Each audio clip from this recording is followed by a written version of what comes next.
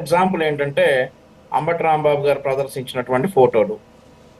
ఆ ఫోటోలు Sai Krishna dead body అని చెప్పేసి దాదాపుగా ఒక రోజంతా తిప్పి సాక్షి పేపర్లో, సాక్షి టీవీలో, వాళ్ళ అధికారిక సామాజిక మాధ్యమాల ఖాతాల్లో ఇవన్నీ తిప్పినట్లుగా రిమాండ్ రిపోర్ట్ అనేది రాయరు అనేది ముందుగా గుర్తుపెట్టుకోవాలి. ఖచ్చితంగా వాస్తవాలు రాస్తారు రిమాండ్ రిపోర్ట్లో. ఆ వాస్తవాల ఆధారంగా సిఐ నాగరాజ్ అనేటటువంటి వ్యక్తి ఈ హత్య ఏదైతే ఇప్పుడు మొన్నటిదాకా అది హత్యాయత్నం కేసుని హత్య కేసుగా మార్చి సిఐ నాగరాజ్ అనేటటువంటి వ్యక్తి ఆ దానికి బాధ్యుడు అని చెప్పేసి ప్రాథమికంగా ఒక అంచనాకు వచ్చేసి ఆయన అరెస్ట్ చేయడం జరిగింది.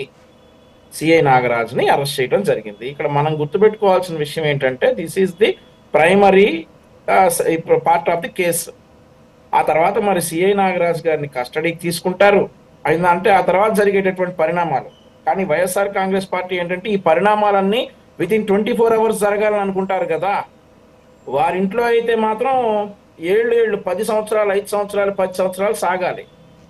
సో ఇదేంటంటే పారదర్శకంగా ముందుగా ప్రైమరీ రిపోర్ట్ ప్రకారం సిఐ నాగరాజు ప్రధాన బాధితుడు అని చెప్పేసి సిఐ నాగరాజును అరెస్ట్ చేయడం జరిగింది.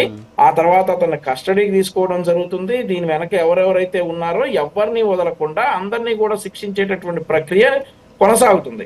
ఇక్కడ ఎఫెక్టెడ్ పార్టీ బాధితులైనటువంటి సాయికృష్ణ కుటుంబం సాటిస్ఫై అయ్యారు. ముఖ్యమంత్రి గారు చెప్పినట్లుగానే ఈ కేసులో విచారణ జరుగుతుంది, పారదర్శకంగా జరుగుతుంది. చాలా ధన్యవాదాలు ముఖ్యమంత్రి గారికి అని చెప్పి వారు బయటికి రావడం, వారు చెప్పడం కూడా మనం అందరం చూసాం. కానీ ఈరోజు కుల రాజకీయాలు చేయడానికి సిద్ధంగా ఉన్నటువంటి వైఎస్ఆర్ కాంగ్రెస్ పార్టీ వారు మాత్రం సాటిస్ఫై అవ్వాల. ఇక ఈయన వచ్చేసాడు సార్, ఇందాక పేరు నాని గారు బయట ప్లే చేశారు. ఒక హోమ్ గార్డ్ కూడా చాలా బ్రహ్మాండంగా దీనిలో విచారణ చేస్తాడట. ఏం చేస్తారు సార్ ఇప్పుడు ఇంతకంటే? ఇప్పుడు సిఐ నాగరాజ్ గారిని అరెస్ట్ చేయటం, ఆ తర్వాత మరి ప్రాథమికంగా జరిగింది ఇదంతా, ఆ తర్వాత జరిగేటటువంటి దర్యాప్తులో మరిన్ని వస్తాయి. అంతేగాని మేము ముందుగానే చెప్తున్నాం, ఒక కంప్లైంట్ రాగానే ఆ కంప్లైంట్కి వచ్చినటువంటి దాని సాక్ష్యాధారాలు పరిశీలించి దాని వెనక ఎవరున్నారు అనేది మొత్తం కూడా తేల్చి అందరినీ అరెస్ట్ చేయటం, ఆ కేసులో ఎవరైతే రెస్పాన్సిబులో వారందరినీ డెఫినెట్ గా కూటమి ప్రభుత్వం అరెస్ట్ చేస్తుంది.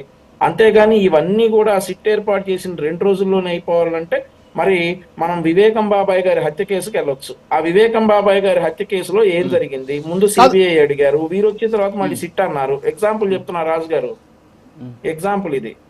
ముందుగా సిబిఐ అన్నారు, వీరు వచ్చినాక సిట్ అన్నారు, ఆ తర్వాత ఏమీ తేల్చలేదు. కుటుంబ సభ్యులు సిబిఐకి వెళ్ళారు, సిబిఐ వచ్చింది, వాళ్ళు ఎక్కడో దాంకున్నారు. ఇట్లాంటివన్నీ కూడా సంవత్సరాలు జరగవచ్చు.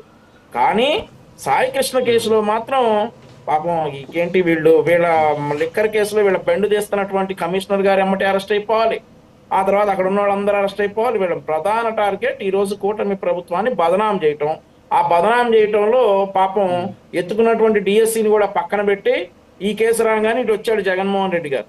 జగన్మోహన్ రెడ్డి గారు ఇటు వచ్చి వారి కుటుంబ సభ్యుల భుజాన తుపాకీ పెట్టి కూటమి ప్రభుత్వానికి కాల్చేటటువంటి ప్రయత్నం చేసి మిస్ఫైర్ అయ్యి ఆయనకే తగిలింది. అది ఏదైతే డిఎస్సి మిస్ఫైర్ అయింది కదా, అదే మాదిరిగా ఇది కూడా మిస్ఫైర్ అయ్యి ఈయనకే తగిలింది. ఈ రోజు మళ్ళీ ఇప్పుడు ఏమంటారంటే చక్కగా రిమాండ్ రిపోర్ట్ వచ్చిన